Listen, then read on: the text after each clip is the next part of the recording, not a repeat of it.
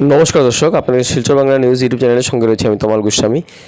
এই হাসি সেই হাসি, এই হাসি ইতিহাসের হাসি এবং এই হাসি বিরাট জয়ের হাসি। কারণ শিলচরের রেকর্ড ভোটে জিতলেন বিজেপি প্রার্থী পরিমল শুক্লবৈদ্য মহাশয়। প্রায় 5.5 লক্ষ ভোটের ব্যবধানে জয়ী হয়েছেন পরিমল শুক্লবৈদ্য মহাশয় এবং ব্যবধান প্রায় 3 লক্ষেরও বেশি।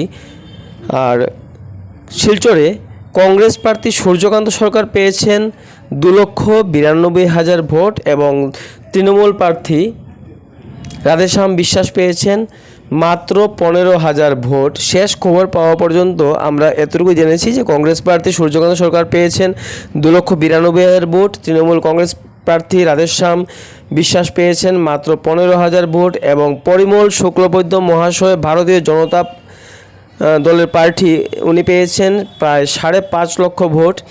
এবং তারপরে খবর যদি আমরা বলতে চাই তাহলে ধুবড়িতে 4 লক্ষ ভোটে হারলেন আজমল এবং মর্যাদার লড়াইয়ে জিতলেন গৌরব গগৈ